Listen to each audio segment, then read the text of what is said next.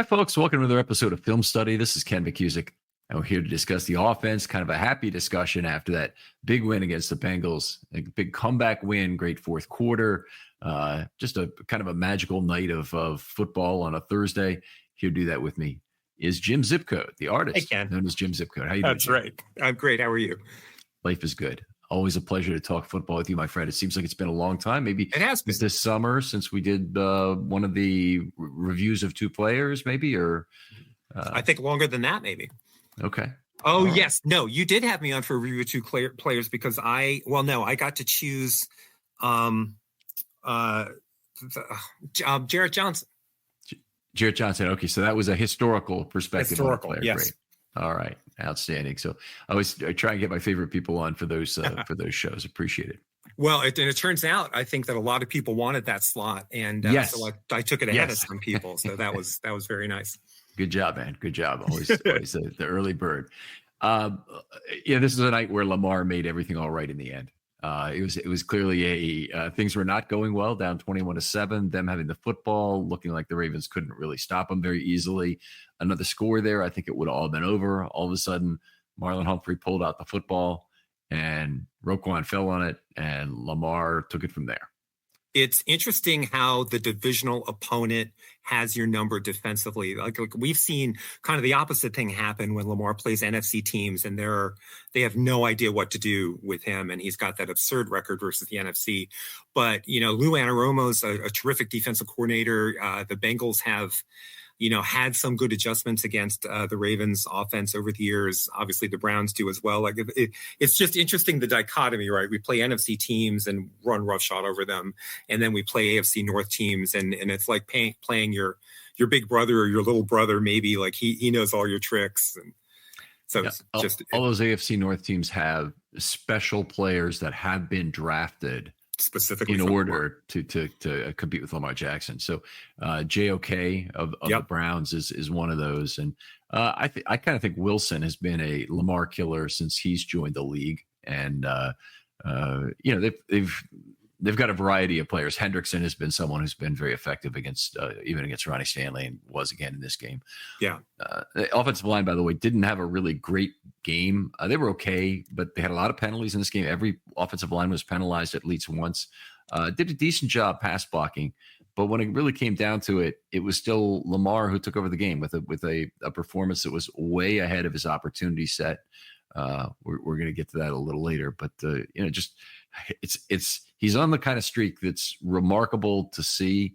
I just did a little while we were, in the production meeting, I just did a little player span check, and Lamar's last 8 games are the second highest quarterback rating for an 8-game span in NFL history. I mean, that's amazing and somehow unsurprising. Who was number one? Number 1, Tom Brady in 2007. And then number 2 is Lamar Jackson. Number 5 is Lamar Jackson. Number 7 is Lamar Jackson. Number 11 is Lamar Jackson. And there is some overlap in there. So 3 different spans. No, 3 different spans in 2019 for Lamar are on there. And if he were to have another big game, there would be another span in 2024 here, but he's only had 8 consecutive games that really meet the standard here so far. So, anyway, I was just having a conversation with Organized Chaos about how does Organized Chaos go by his real name when he's on podcasts with you? I think people know him as Yoshi or Yoshi, King Josh. Yeah. Okay. It's interesting to listen to TV announcers try to explain to their audiences why Lamar is better this year than he has been, and I applaud the effort, and they're not trying to insult Lamar, but they keep doing it by saying that he's doing something this year that he's never shown before, like the touch passes or whatever. And none of what they say is true, because he is, everything that they say that he hasn't done before, he has done before. To me, what's different about Lamar this year is the pre-snap phase and the quick game. And that's taking him to a whole nother level. Right. We saw something that they pointed out immediately on the broadcast, and it was something we do not see often from Lamar Jackson, was a on-time throw to Bateman towards the right side, where Bateman had not broken at the top of the route. Yeah. If he adds that in a meaningful way, Bateman's production is going to go off the charts, because that's exactly what he needs to do that. But that on schedule throw where those two have to be on the same page there. And they said, when you see a receiver and a quarterback, in sync like that, and that's the whole problem with Bateman's career so far, is they have not been in sync. Yeah. And, it's also a problem for Lamar, but it's a bigger problem for Bateman, who, has lost a lot of money over that situation. Right. Of the two of them, the Ravens are not going to cut loose Lamar to keep Bateman. Yes. Like, if one of their careers is in trouble there, we know it's not. So the sideline interviewer stuck a microphone into Lamar's face at the end of the game.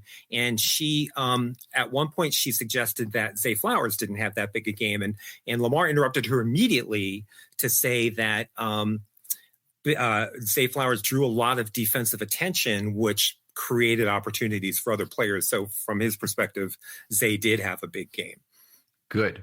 I'm glad first of all, I should stick up for his receivers anytime that goes on. But second of all, I'm glad that he actually did that, because Zay obviously had a low yards per target in this game, like yards per target, ADOT in this game. Right. Yep. And you really want to see him having effect down the field. And I know there's some that was evident that Flowers was taking coverage, taking players away out of zones that Andrews caught balls in, for example. But it's nice to see Lamar recognize that after the game as well. Even just the leadership aspect of I'm being proactive to take care of any possible relationship and chemistry issues among this bunch. I see you're working, dog. I appreciate you. Like, just even if it was a lie, it's an outstanding lie, and that there's an element of truth to it is good too. I prefer there to be an element of truth to it, and he doesn't need to hit on every single person every single game. He can just and by the way, you can always find something good about a player in terms of their contributions. It's kind of like you can say something nice about anybody who works for you, Jim. You have fired them if they didn't have anything nice to say. Right, but you're on national TV with a microphone stuck in your face, so it gets a little harder. Yes. Yeah. But he was right on top of the potential implications of that and nipped it in the bud immediately, which I respected a lot. Game where the Bengals didn't really simply stuff the box like they did the first time. The Bengals very much were at the line of scrimmage trying for all sorts of simulated pressure opportunities in the last game. Much, much less of that in this game. And in fact, Monken came to the table, I thought, in this game with some new scheme that was impressive in terms of unloading the box. And I remember when first of all, when I'm at the ballpark, I said, there's only 5 guys, maybe 6 in the box right now. You have to run at this. And then, I came back and I looked at some of these 2x2 formations, which are way wide outside the numbers, and, both receivers outside the numbers, and they're having to put 4 players outside the numbers. The most you could have would be 7, and they've got a free safety and whatnot. So they really only had 5 in the box on that play. So you got 5 blockers. You got, it's a you can think of it as a 10 personnel formation, because you don't have a true tight end. All 4 guys are wide. It basically puts you in a position to use what Henry does best. You're almost always going to get a level 2 first contact opportunity out of a play like that. And I think they did. And they might have had a 9 or 10 yard gain on that play. It was one of Henry's better runs that they had. So it's great to see some of that. That's real adjustment to what's going on. And if you put those guys outside, you're going to give yourself a better chance to make plays if they decide to come up and crowd the box, or if you just want to run against it. Do you find that defenses are so I don't know the right way to ask this question, but when I have read over the last couple of years about different defensive schemes that were in vogue, like Brandon Staley, the former Chargers head coach, there was a lot of showing too high, but then rotating into something that stopped the run somehow. And defensive front 7 players were doing gap and a half play. So this is defensive technique that I don't understand. But where I'm going is, do you see, we hear a lot about deceptive coverages, like a team showing man and falling into zone, or showing too high, but they're actually cover 3 or whatever, trying to fool the quarterbacks. Do you ever see deceptive run fronts, that maybe show a gap and then take it away just at the snap or something like that? Do you see tactics like that used against the Ravens? So three teams have gone all out to stop the run against the Ravens, at least. But there was three teams in terms of Washington did it, Cincinnati did it, Tampa Bay did it. And those three teams all did it very similarly by spreading the line of scrimmage and staying very heavy and keeping defensive backs off the field. In the case of Tampa Bay had only 4.15 defensive backs per play, which essentially says you're playing base all plays, including your third and long, So, they'd gone to an extreme way to do it. And by the way, when I look at those numbers, I didn't analyze anything formation numbers for what the offense was presented with. I do that for the defense. I have all that information by play. But when I'm doing it for the offense and I'm looking at the opponents, all I'm doing is taking total snaps and divide by total snaps for each of the defensive backs, and then divided by total snaps in the game. Right. So I'm not. They might have had some ones and twos in there, is what I'm telling you. If there was goal line plays that skewed it back towards 4.15, but it's still so extreme. Mm-hmm. They were basically playing a lot of base defense pretty much all the time. So they did that. The Commanders crowded the line of scrimmage, and they just got beat by shredded by man coverage. A lot of people have made the comment that the pickup of Deontay Johnson is a way to make sure that teams lighten up the box because he's another man coverage beater. Now, we really haven't seen that yet. I mean, we've seen it, maybe him doing it for other teams, but so far, he's been targeted twice with one reception here as a Ravens. So this, in 2 games, though. It's not. All I'm saying is we haven't seen it. That's all. Yeah. Gotta be careful about that. But anyway, then who was the third team? Tampa Bay, the Commanders. Oh yeah, and the Bengals. Then the Bengals did it the first time around with a ton of simulated pressure. So they came to the line of scrimmage with 8, and they're dropping 3, dropping 4, doing all these things. That does show up on my offensive score sheet in terms of just how often they're doing simulated pressure. And it was some huge number. I want to say they might have done it 19 or 20 times where they dropped at least 2. I mean, it was a big number. So did they do that again this game? No, not nearly as much. And I mean, the Ravens threw the ball 33 times. Hold on, let me get my score sheet real quick. I'll tell you how many times they did it, but it was definitely a change in philosophy. Yeah, the pass rushes, I'm just going to read them off to you. They're 4-0, 4-0, 5-0, 4-0, 4-0, 6-1, 4-0, 3-0, 4-0, 4-0, 4-0, 4-0, 4-0, 5-1, 3-0, 4-0, 3-0, 4-0, 4-0, 6-1, 4-0, 4-0, 4-0, 4-0, 4-1, 3-0, 6-1, 4-0, 4-0, 4-0, 4-0, 4-0, 4-0, 4-0. What is the second? The second number is the number of drops from the line of scrimmage. Oh, so they only had 1 or 0 the entire game. So basically, I'm telling you, they didn't have any simulated pressures because simulated pressures, as I define it, is 2+. Okay. So it's a complete antithesis of their first plan. So I think. Well, considering what they gave up in the first game, yes, exactly. Absolutely, exactly. So they said we need a new plan, and they came in with a new plan, and it was initially quite successful. Yes, yeah, it was. That's a sad thing. I mean, both teams really worked hard with the 4-man pass rush, and the Ravens ended up beating the 4-man pass rush, and the 4-man pass rush for the Ravens was fairly effective for the most part. It got decent pressure, but the thing about the pass rush that this really showed up on the defensive show is that the addition of Travis Jones really was very key to having that 4-man pressure be very effective. And they were still even more effective when they either rushed 5, which was not very often, or when they tried a blitz, a stunt, or a simulated pressure. All elements of deception plus numbers, all of them were better results than just a basic 4. Yeah. And the part that was a little frustrating was the basic 4.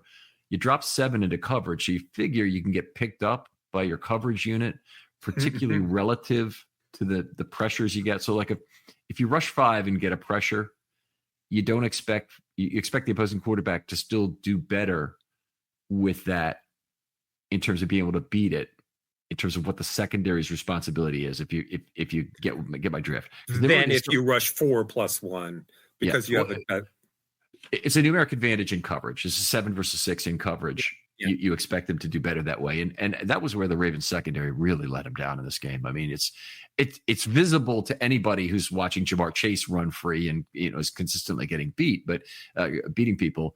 But it was a combination of coverage breakdowns and I guess that was it more than anything, but a general weakness between level 2 and 3 that is hard to pin on anybody. Even I've been a little bit hard on Stevens, and I think maybe I've been too hard on him, in fact, relative to what's going on around him. It's just it's very bad around him, and what he's giving up is actually our third or fourth biggest problem.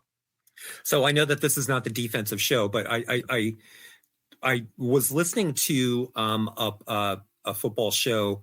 I think it was the Mina Kimes show, and it was Dominique Foxworth, but somebody was saying that Stevens is playing pretty good technique, but he's small at the catch point. So like he's there, he's kind of where he should be, but he can't really contest. And, when the quarterbacks make good throws to big receivers, like he's where he should be, but he can't win those matchups at the catch point. He's very sticky, and he finds the ball, and he's not bad at contesting the ball in the hands, and he throws a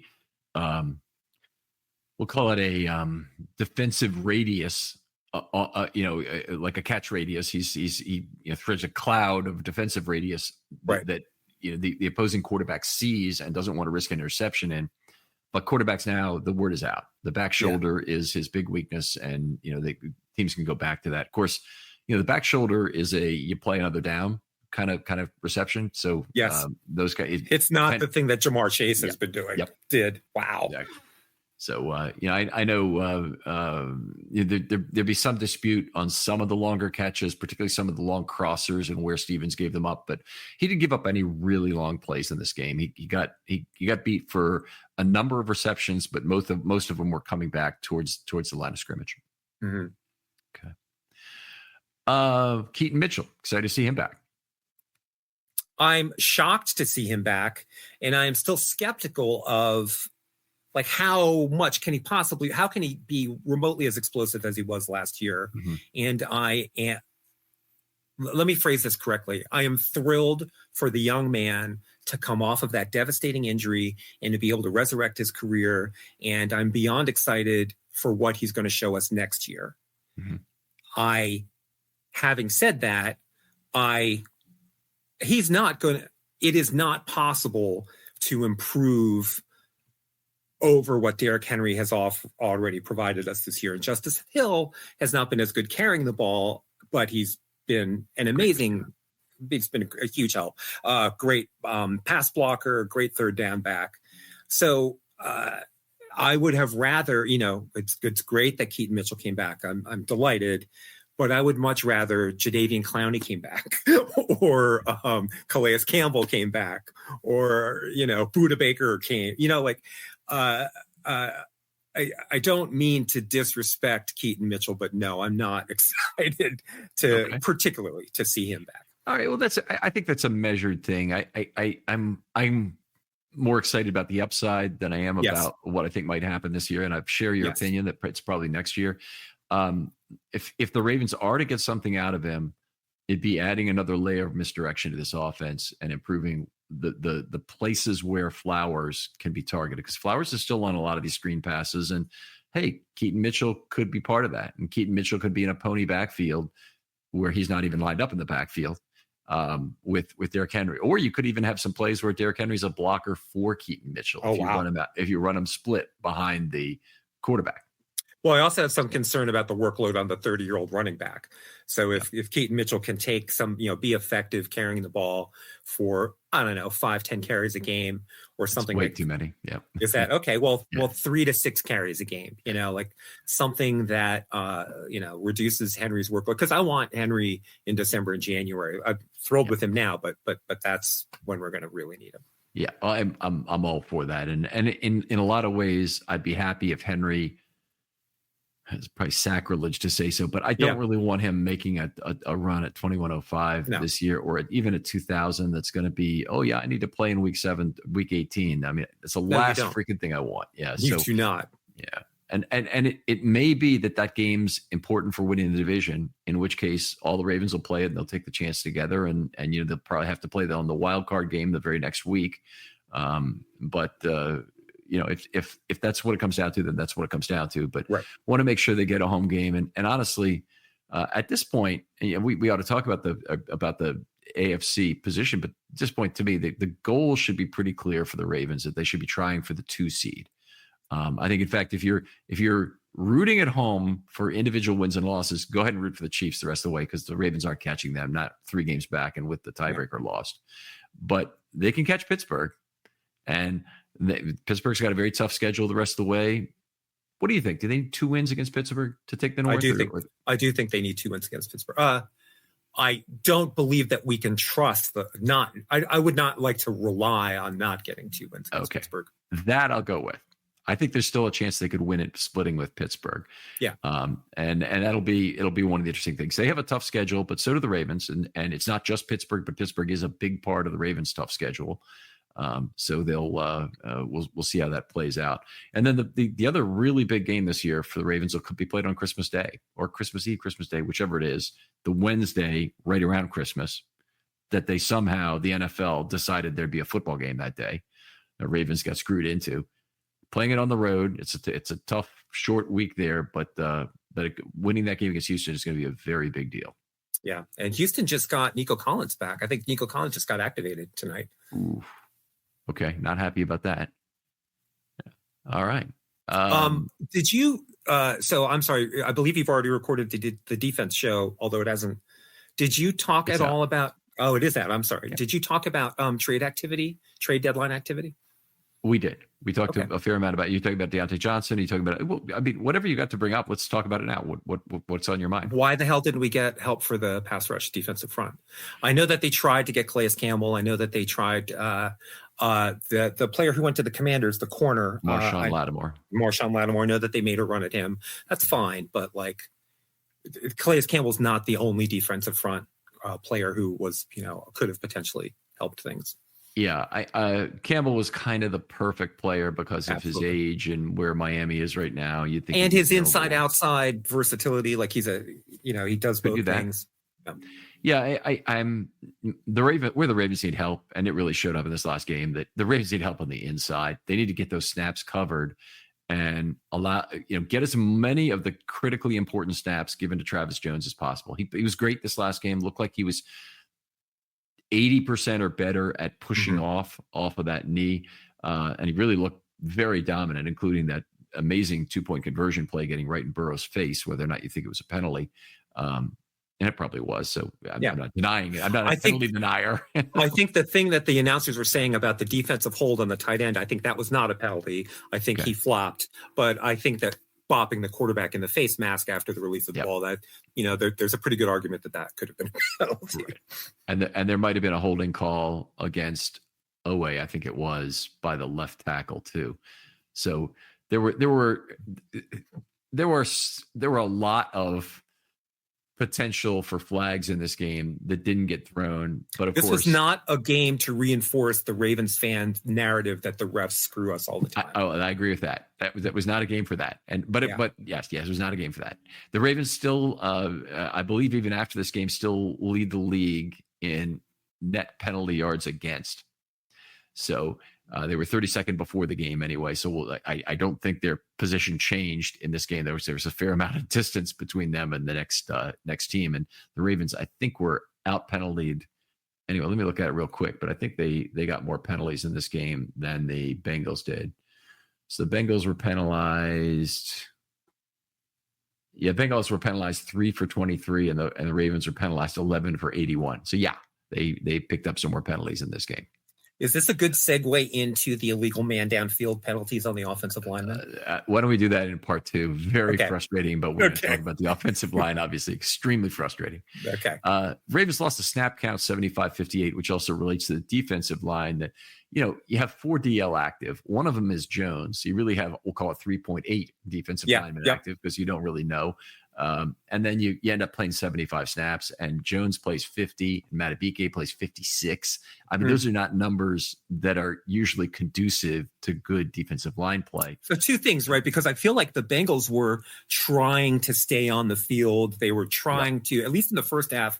I mean, when Jamar Chase started, doing the explosive, 1-play touchdown drives, okay, that's one thing. But I thought in the first half, the Bengals were trying to matriculate the ball downfield and play Greg Roman's ball control game and keep Lamar off the field, which coupled with the Ravens going 3 and out and stuff like that, like really just created the snap count. I'm going to call it a problem, the snap count problem that you just referred to, that you just described. Right. It's funny. It's funny how the word matriculate becomes used some way by it used to be Norm Crosby was the comedian who would always misuse words intentionally. Yes. So, but this is a quote from a particular football Hank Stram. Hank Stram. Yes. Yeah, Super Bowl 4. There's two famous lines from that. One is 65 toss power trap, which was the play they kept calling. It's kind of like counter tray for the Redskin teams. And the other one was keep matriculating the ball down the field. It's like, you don't know what that word means. I do not believe you're using that word correctly. But, but it was sticky, like we all say it now. And it means like we know what it means. Football fans know what it means. Oh, now we do. Sure. And I've gotten some heat over the years. Shas gives me trouble from the RSO boards about using the word race car to describe a package. And some people call it penny. And I know it is used in probably 75% of quarters in the NFL. It use penny as a description of what I call jumbo nickel with 3 down linemen, only 1 inside linebacker. But jumbo nickel is more descriptive of what it is. So it's, But race car was coined, copyrighted, whatever. There was a team in recent years who like played that package at NASCAR is what they often called it. So race car is something of my own thing. It was kind of a progressive description of the number of outside linebackers on the field. So you had race car dime and race car nickel were both possible, and I could have called them NASCAR dime and NASCAR nickel, but it's anyway. That's a proper name. That's a copyrighted organization. There you go. You make up the word. You use the word first. You have some possibility to do that. Anyway, we've been talking. I don't think I want to go over the kickoffs in the end zone, but I do feel like the Ravens have. Once again, in this game, they're making sacrifices for special teams depth. In this case, they really ended up being short of defensive linemen. They could have had Chris Wormley up again. Might have been a case where they're trying to apportion out the activations for Wormley because they know how valuable the slots on the 53 are. But I think they're probably overvaluing a player like Braid, who probably does not just get picked up by another team if you cut him and put him on the practice squad. He might not stay there the whole season. Somebody might need him at some point. And some team who's going to face the Ravens might say, let's learn what the Ravens are doing on special teams, and we'll and bring in Braid. But I haven't been a fan of the way they've sacrificed for special teams depth. I mean, and the new kickoff rules have really, to me, changed the value proposition of a coverage guy. I mean, you can just put it in the end. I mean, you know what I mean? Like there's less returns now, right, than there ever have been. I think less returns, less variance of return. Yeah. So you're. Yeah, and if your choice, I mean, the other team can impose their will on you and give you a bunch of short kicks that you have to return. Yes. Yeah, but in terms of when you're kicking off, you always have the option. Yeah. Yeah. And you gotta cover punts. You gotta return punts. So you do need some of these guys. I'm not saying you can go with 0 or anything. I just think it's worth taking a chance and being one short there. As opposed to the risk of being one short of the defensive line, which is truly cataclysmic when it happens. Yeah. So there are, it is common on the RSR board to talk about John Harbaugh was outcoached on this or that occasion. And largely, I think that we don't know what we're talking about when we say that. But there are small increments, small marginal situations. And I think here is a situation where maybe Harbs' focus on special teams, has been overtaken by events in terms of the NFL rule changes.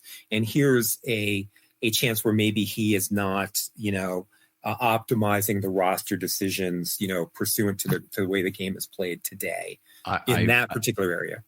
I would totally buy that. I would totally back that opinion. I think that, in most ways, Harbaugh really has shown a lot of growth as a coach. It's amazing. He's done all sorts of things different in terms of analytics, which means he's listening to the headset elves a lot.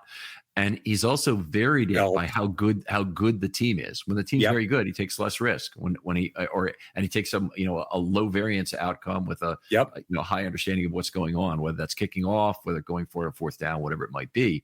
And the 2015 Ravens, which was a pretty darn bad football team, particularly after the injuries started piling up, they took a ton of risk, and it was appropriate. Yeah. Yep. So anyway. And then you also see things like last year's London trip. You think back to how they managed the previous London trip where they got blown out by the Jaguars, and they did a 180 and handled this London trip completely differently. Now, perhaps over reasoning from too small a sample size, but you take your input, you adjust, you get a different result. Like Harbaugh is very responsive to those kinds of things, or has demonstrated that in the last couple of years. And so, but in this narrow thing, I think maybe he's getting tiny little bit out coached just on this front. I think that's fair. I think he did some other things that were not all that smart in this game, and one of them trying to challenge the play that was 3 yards from the 5 to the 2 yard line is a risk I wouldn't have taken. Even though I thought it was a sure thing, it's still, even if it's one of your 3 challenges, even if it's not one of your 2 challenges, even if you don't blow them both. So, it's a risk of a timeout, which it ended up being, if the call goes against you. He spoke about that this week in the media, and he said that defensively, from their defensive design, their defensive rules, whatever, defending from the 4 to the goal line is very different for them from defending from the 2 to the goal line. Well, that's certainly true. Yeah. Yeah. And so that was worth it to him. So I don't know that his reasoning was correct, but he did have reasoning. It wasn't just gut. Okay. All right. Well, that's, I'm glad to hear that he thought about it at that level. I'm still not sure with what I know about the ball placement at a particular yard line that I agree with him. Yeah. Right. And there are other. I think. First of all, I'm a huge Harbaugh fan, and I think that most of the people who say Harbaugh is an idiot are majoring in minors. What's really important about what happened in that football game? I'll tell you, the most important thing is that John Harbaugh is 9-0 playing on Thursday Night Football, which is generally against some of the best teams in the National Football League. You'll play that game. And he's got to get his team peaking at the right time of day. He's always been great at that in prime time. Mm-hmm. London trip you mentioned. Those are things people just hand wave by. Oh, that's not important. It's this 5 versus the 2 yard line. Yes. Yeah. So and they showed sometimes Ravens media will come out with like a Harbaugh locker room speech after a victory or whatever. Mm-hmm. I didn't see a long one, but I saw a short segment where he was ending with, as they faded out, he was ending with let's take care of our bodies and get the appropriate amount of rest so we're ready to jump out of our skin on Thursday, at 8:00 on Thursday night or whatever. Like, that's explicit messaging that, and they knew what he meant by that. So he had laid the groundwork for that messaging, weeks and months ago. Yeah, there's coaching going on that we fans tend to downplay, not appreciate. The other thing you hear all the time is if a coordinator does something stupid, it's Harbaugh's fault. Right. But if a coordinator does something positive, doesn't have anything to do with Harbaugh. Right. Exactly. It's a coincidence. Harbaugh was a passenger for that. If you've been a department head ever, then that the results of your unit are yours anyway. Yes. But that doesn't mean necessarily that one of your employees can't screw up and make you look very bad. Monken talked in the offseason. He had an interview, a long interview, like an hour. He was on a podcast with a couple guys, and he talked about his stint as a head coach in college. And he talked about incidents that his interviewers knew about, like the time he bought suits for the entire graduating class so that they could, go on interviews. And he talked about how, you strive to take care of your players and how important that is. So intelligent guy, right? With a lot of, thoughts to different angles about how to impact his football team. He said that on the plane home from London last year, Harbs called the offensive staff forward or back on the plane, wherever he was. And he told them, we've got to do better in the red zone. We cannot be requiring Lamar to make magic every damn time down there. We have to have, better play calling, better scheme for them. And, he said, and, coach tells you that, then you go straight to the whiteboard. You go straight to the office when you get off the plane. So he's doing stuff that we don't know about. And the idea that he could be a passenger along for the ride over a 17-year career with, winning seasons and division champs, it's absurd. It can't. That is a great way to lay it out, though. I shouldn't have interrupted, but it's so freaking ridiculous what people will So this is not video, but you could see me just rubbing my forehead in frustration at some of this. All right, let's talk. So we're going to be watching his Hall of Fame, induction in about 10 years, assuming that they break the seal and get another Super Bowl, and maybe even if they don't. 10 years. Yeah. Maybe. I would not put it past him to still be coaching at that point, but it is possible. It could be as soon as 10 years. Yeah. I had a verbal tilde on that, like about, give or take. Got it. Okay. Let's talk about the receivers a little bit. They had a few things about this. We're going to talk about Lamar in a few minutes, but 180 yak among the 290 yards of passing. Obviously, a lot of that came on the 84-yard reception, right, which was probably 5 plus 79 or something. But that's 62.1% of the passing yards were on yak. That has been like going down, trending down during this Lamar hot streak, as he's had more mid-level receptions, which required less yak and fewer of these, little out to the side screen passes where either Justice Hill or Zay Flowers is making some big yardage. Talk about. I know you have some statistics also. You want to talk about the. Yeah, well, so I hand calculated success rates for the players in this game, and let's talk about success rate. And as you define it here, is this an EPA based or is this a yardage by down basis? This is a yardage by down basis. So this is the thing that Aaron Schatz publicized some years ago at Football Outsiders. It's a play that keeps you on schedule. Mm-hmm. So it's a success if you gain 40% of the to-go yards on first down, 40% or more. On second down, if you gain 60%, which some sites of the remaining yards, yes, of the remaining yards of the to-go, yeah. So if it's second and 10, you gain 6 yards, that's a success. 6 or more, that's a success. You gain less, that is not considered a success. And on second third and down, 2, you only need 1 yard to be a success. Well, so some. Oh no, you need 2 yards. You need 2 yards, right? Second and 3, you need 2 yards. It's 60%. Yeah. So some sites define 50%, which I find more logical, but PFR adopted Schatz's definition. So it's semi-official now. So I'm using that. Go with that. That's all the standard we know. Yep. Yeah, exactly. And 100% on third down or fourth down. And that play is a success.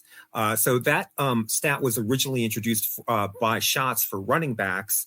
The idea being, yards per carry, if you plunge your running back into the line 10 times and he gains, 2 yards in a cloud of dust, but then he busts an 80-yard one, his yards per carry is going to look great, but his per play success rate is not very good. So he didn't do a great job of keeping the chains moving. And so that's why success rate is useful when it's hand in hand with yards per carry.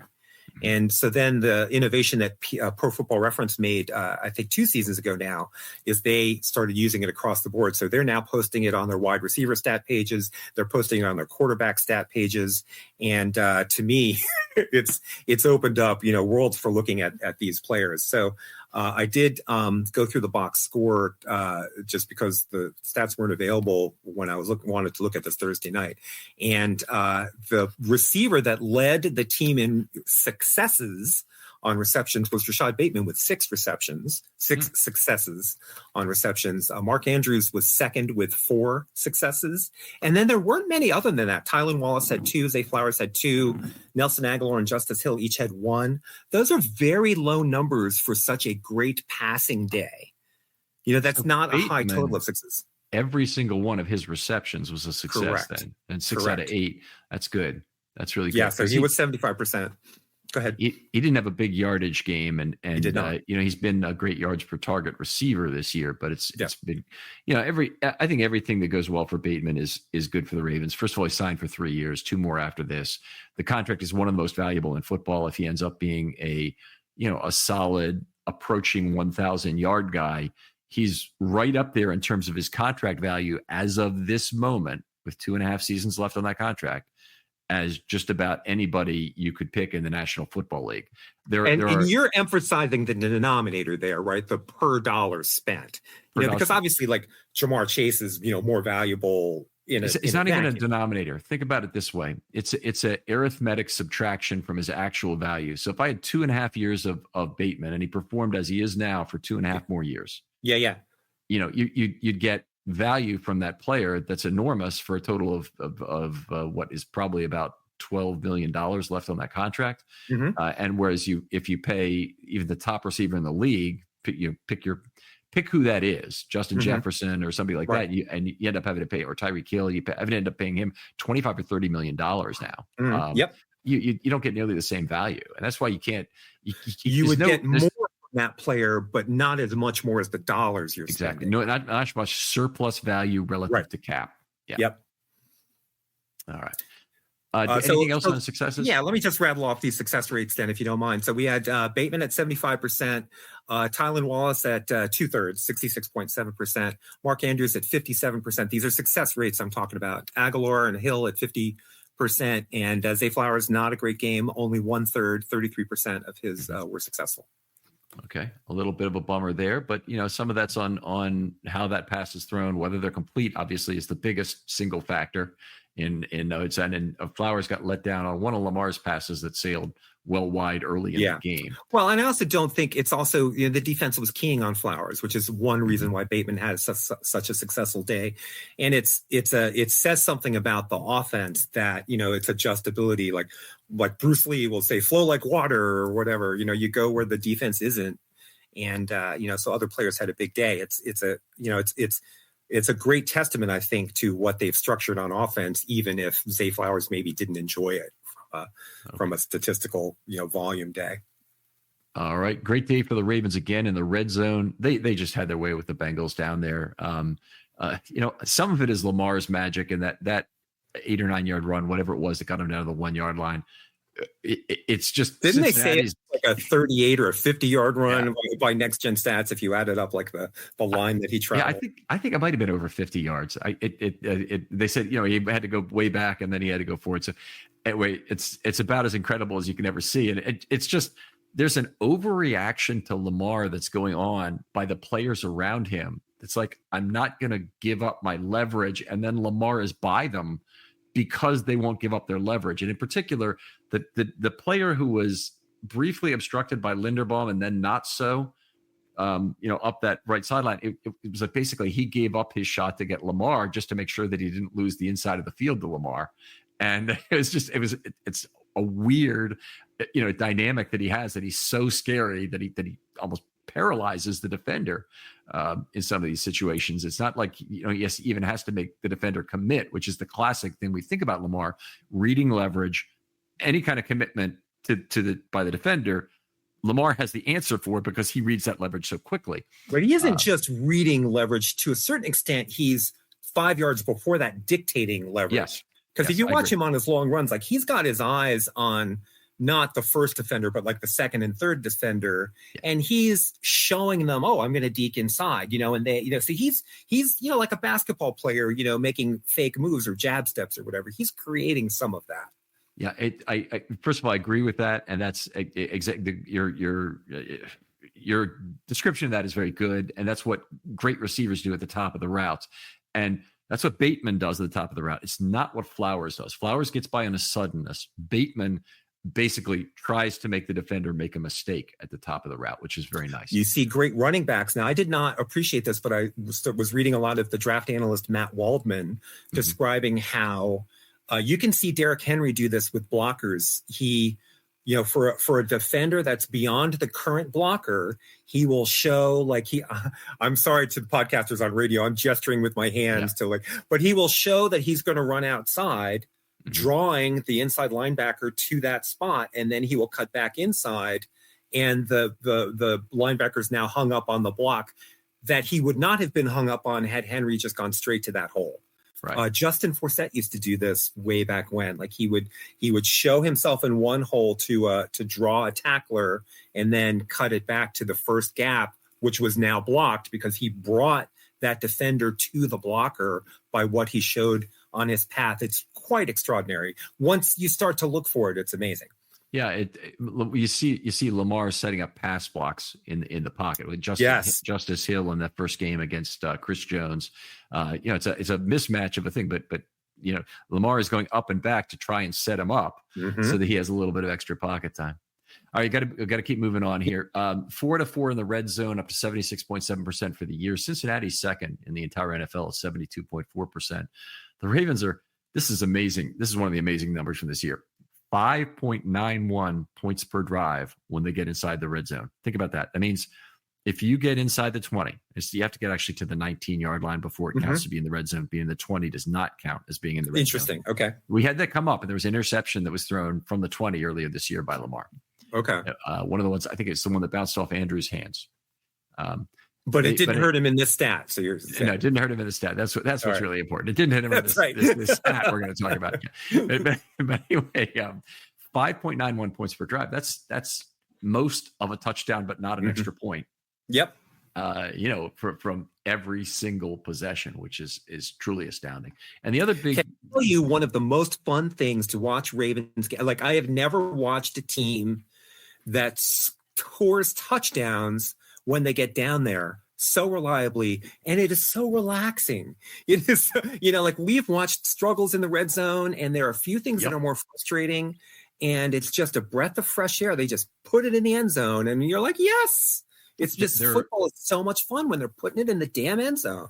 So many great stories about the great Flacco era and pre-Flacco era teams relate to this, but I'm just going to toss one out there. Haloti Ngata's first NFL game had an interception and returned the ball 60 yards, and he was plodding down the left field in that opener at Tampa Bay in 2006. Very hot day, tough for him. Sure. And he all of a sudden, I mean, the guy is. He's not carrying one piano. He's carrying three, and he's a Haloti Ngata. It's worse than that. And then all of a sudden, some other players came over close to him, and he just kind of decided to walk out of bounds at the 9-yard line, I think, or he was inside the 10. And the Ravens offense dutifully turned that into 3 points. And and my immediate feeling about it is, he's got to do something differently. He's got to hand off the football. He's got to figure out how to get in the end zone. Whatever you got to do, you turn yourself into a blocker. Hand the ball to the next guy next to you. Did you say it was his rookie season? First NFL game. Yeah, so he didn't know yet the burden that the Ravens defense carried in those years. I mean, it was an awful play, but he, All right, we'll let him off the hook after I'm sure he got his fair amount of grief in kangaroo court over that and had to make. I think he did. I think they asked Harbaugh about it Billick about it after the game, and Billick said he's got to find a way to get in the end zone there. And that whole era of defense, one of the things that they were really great at is playing fast break defense. They were looking to score, looking to lateral, and frankly, the players there. You might not like the fact that Ed Reed would occasionally fumble on interception, but I'll tell you what. Those risks he took had very much positive expectation for the Ravens relative to what the offense could have done. God, yeah. All right. We should probably keep it moving. Yeah, we do. Points per drive, the Ravens are up to 3.0. That's a really hallmark number. I feel like I have to mention it when they're at. They've got exactly 318 points in 106 drives.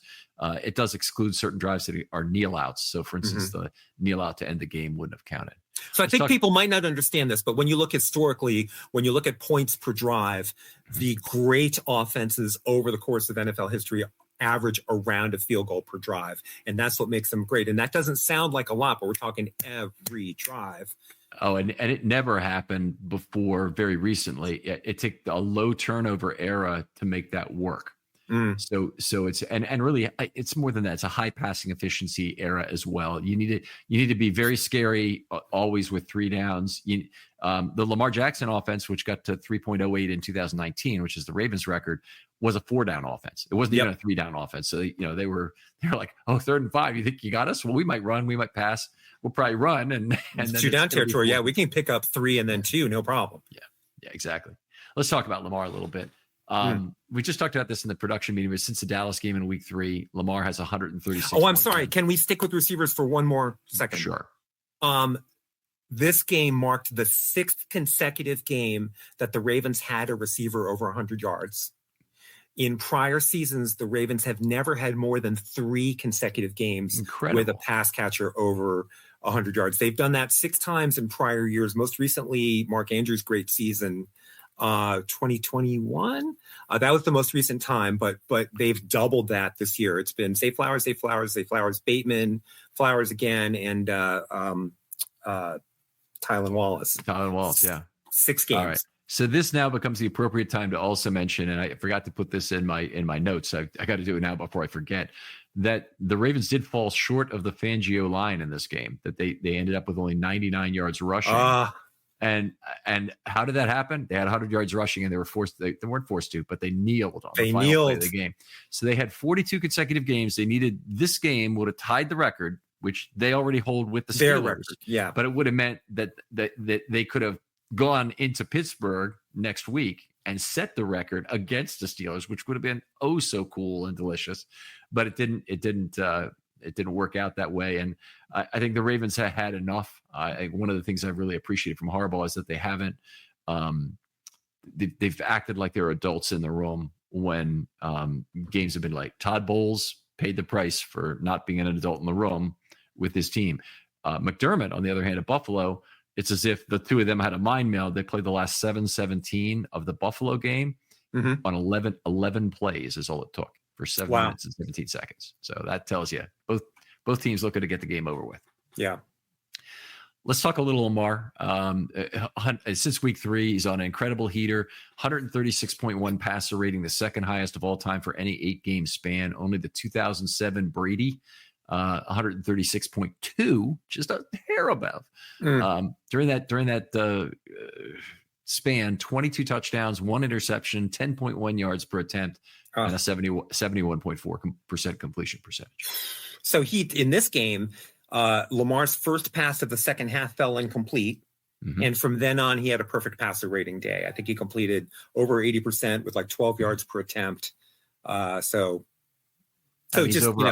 over 140 for the night. So I think the last anything that includes Wallace's play. Yeah, exactly. Probably. Yeah. I'll talk a little bit about the pass rush the Broncos used, because I thought this was a little bit interesting.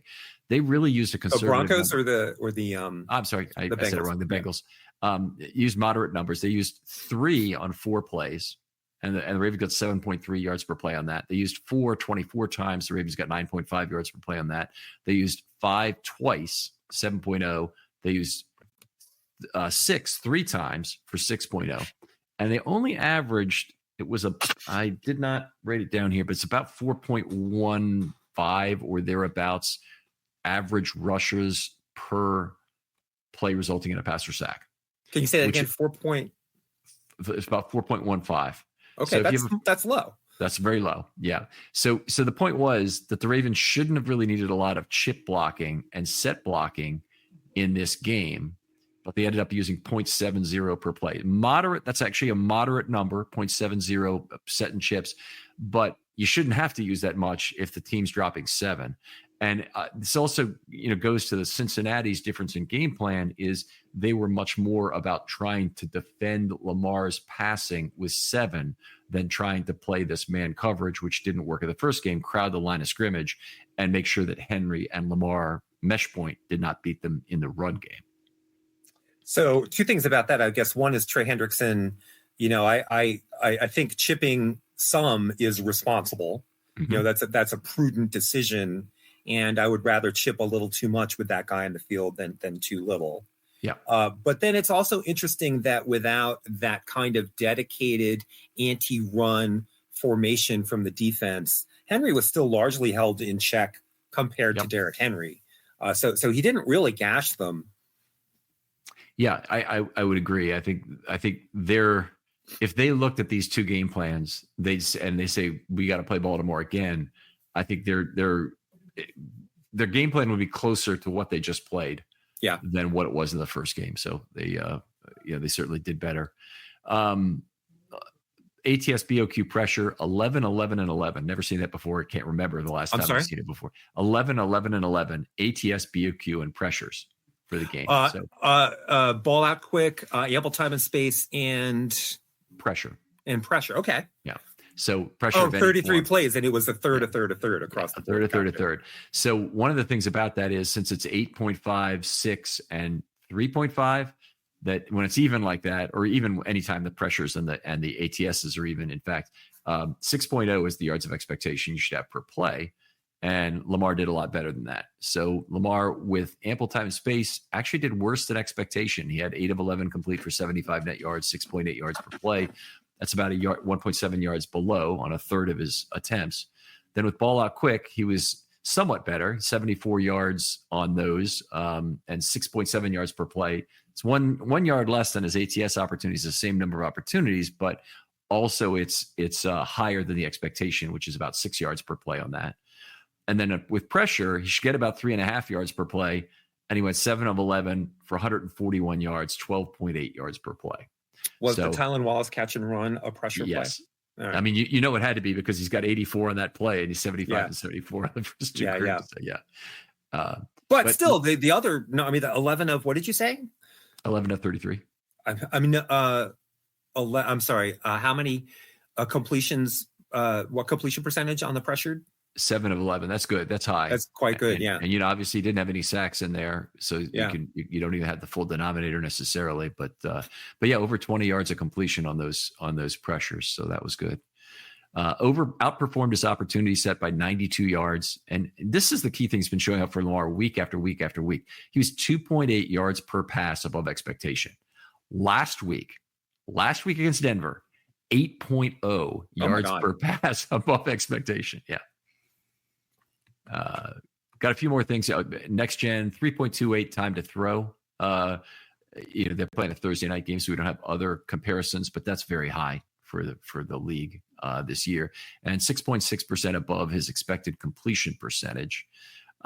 If you're looking at how the Ravens spread the ball around the field in this game, would you have any criticisms? I mean, they in terms of. No, you mean like using are you talking about areas of the field targeted or players getting chances? Both. I wouldn't. I mean, so I didn't look at his heat chart, but certainly I believe 9 players caught passes. Mm-hmm. No, I didn't have any grounds for such complaint before you said anything. Should I? No, I don't. I really don't believe so. I mean, I think they pretty much are adjusting to the opponent. I like what we talked earlier about the having the really wide 2x2 sets that allowed some running from Derrick Henry. I think they did a pretty good job of understanding their opponent the second time, and I think honestly the Bengals did the same thing.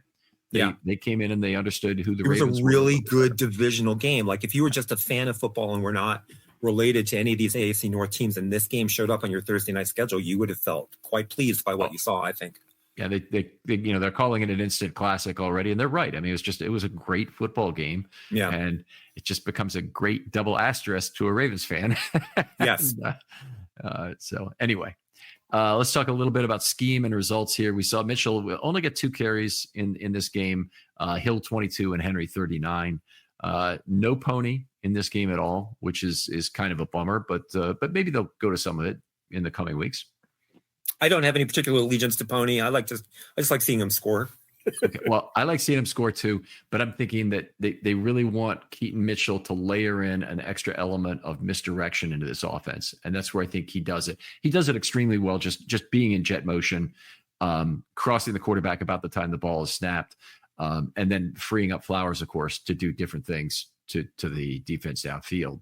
I love it, but I always wonder who you're taking off the field. That's fair. Very fair. Very fair. It's just they have not shown the ability or propensity to get both receiving tight ends on the field at the same time. So it ends up being you get one of Andrews or Likely. They do have them on the field sometimes together, and you get one of Ricard and Kolar more often than not. Mm-hmm. So you're still kind of picking 1A and 1B. I mean, a player from column A and a player from column B to put on the field at the same time. And if you're talking about replacing one of them and either going, 5 at the line of scrimmage with a naked tight end situation to put on Pony, or perhaps taking your flex tight end out of there and letting your line guy still run a play action route of some sort, I'm just in favor of it. I think the misdirection is what makes the Lamar Henry mesh point even that much better. And they have multiple ways to do it. They can obviously do jet motion for multiple players. They run a lot of counters and a lot of pulls to do it. Yeah, you don't know which way the ball's going when the Ravens pull.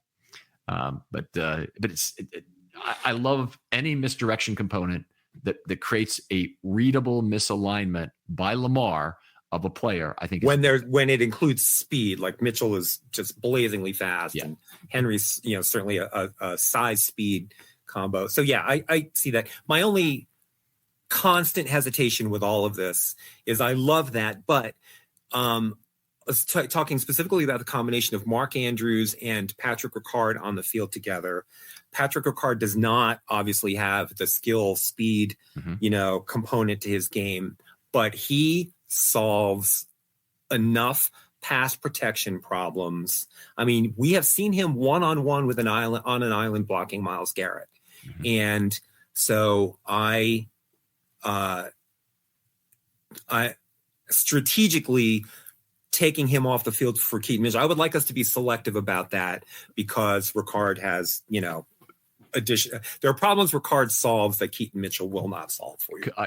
I completely agree. And Ricard also changes the nature of your offense from a pure mesh point misdirection offense to a point of attack offense, where even if the opposing team lines up wide to stretch out that offensive line in a way that might be uncomfortable, Ricard can still puncture a hole through that and create that second level opportunity for Derrick Henry or whoever you want to run the football. Yeah. All right, what else do we got here? I think we talked 1.63 heavies per play. That was the lowest of the season so far. Oh wow. Yeah, so and it's likely was out, so that had a lot to do with it. You saw Andrews 87% of the time, Ricard 62% of the time, and Kolar 43% of the time. And I'm looking at those three. That doesn't seem to add up correctly to 1.63. Because if I add those three up, I'm getting like 189 or something, or 105. That's 1.92. I'm going to have to look at that, folks. But it was a total of, I don't have the snaps for Andrews is my problem here. I think it was a total of about 105 snaps in 63 total, ends up being 1.63. So what I've got here in my notes is not exactly correct. I do know it was the low for the season if I'm correct on that. So I think Deontay Johnson's acquisition probably is going to trend us more into a lower heavy direction, right? As he gets more playing time, as he gets better with his playing time more incorporated into the offense. It could. I'm almost tempted to say Keaton Mitchell gives you more chance to do that than Johnson does. So far in two games, obviously we haven't seen Johnson. Yeah. He's had two targets, one ball. They're already a little bit frustrated with him, not getting out of bounds, unfairly so, because Flowers really had to make the block on that play. Then he fell down on another play where it was a potential completion. Lost his footing. Yep. Yeah. All that was, those things they don't help, but I'm not going to say that they were entirely his fault either. I'm just going to say that I think he's here to help the 11 personnel package when they want to run 11 personnel. Yes. I don't think he's here to take Bateman's job, and I don't think he's here to take Flowers' job. No. Yeah. He could be here to take Aguilar's job. He could be, except we're still playing Aguilar and we're still playing Wallace, and so. Who exactly is losing snaps to wide receiver 5 here, Deontay Johnson? Yeah, and so he also could be a depth acquisition for December and January. Like they might be preventing a problem rather than adding a strength. And if I had to point to where's the value in the trade, I think it's mostly the insurance policy is the value. Yes. And if they had to put him at the X, they probably could. I'm not sure it would be ideal, but they could if something happened to Bateman, and if they had to replace Flowers. God forbid either of those happen. I'm knocking on wood over here. Yeah, there you go. That's and the other thing is they paid nothing for him. Yeah, if I pay nothing for somebody, I still want to have that item that I'm buying have value to me. And it's not they didn't actually pay nothing. There is some salary, some dollars they have to pay, and it's a draft pick. It's an incremental contract in the non-rule of 51 time. So it's $625,000 effectively of salary cap you're going to eat over the thing. If he were to continue at this level of production for the whole year, the Ravens actually would have lost the arrangement. You have to look at the insurance value as providing you something, and that's just not going to necessarily show up. But I don't, I asked everybody to put a stake in the ground, and by the way, it's still open out there. I want 4 numbers from you if you want to participate in this thing. I've got a spreadsheet going on the side. Give me yards per target. Yards, targets, yards per target, and number of touchdowns. Those 4 items I'd like to have. Just you can DM it to me, or you can just put it out there in general Twitter if you want to respond to the tweet that had it, and I'll make sure it gets in the spreadsheet. We'll have some fun and look at this at the end. We've had some pretty outrageous ones. We pay car insurance, and we are happy when we don't have to use it. Yep. And so we bought a little bit of wide receiver insurance, and I will be okay if we don't have to use it. And you know what? That goes triple for life insurance. you're really okay. That pay that. Yeah. All right. Some other things we can talk about receiving, but I'll tell you what, let's drop it and we'll go into the second part of the show. Jim, always a pleasure to talk football with you. I cannot tell you how much I enjoy doing this. I always appreciate the invite, and it's a gas for me. We will make sure you get back again on before the year's out, I hope. Maybe talk defense next time. Tell folks where they can talk football with you online. Well, you can talk football with me on Twitter or on Threads, and I have a weekly column on RSR about the Ravens pass catchers. Usually I'm trying to frantically finish it Wednesday, so you will see the notification for it on Thursdays usually. All right. Other folks out there, if you'd like to be on a film study short, this is the week, guys. Hit me up if you want to be on a short. I got time this week because of the mini buy. Love to have some new people on that I've never had on before. And any topic you want to talk about should be a slivery thin so we can talk about it in about 20 to 25 minutes. Don't think of yourself as presenting material. And the ideal thing I'd want, and hit me up with your idea, and we'll get on a phone call. We'll talk about it for 5 minutes. But usually what I want is about 3 bullet points on what are 3 topics you want to talk about. And believe me, when you're talking to me, just like when you're talking to Jim, 3 bullet points will take you 20 minutes easily. So, anyway, we really appreciate talking to some new people. Thanks for everybody loyally listening to the show. Jim, thanks again for coming on. Yeah. And we'll talk to you next time on Film Study.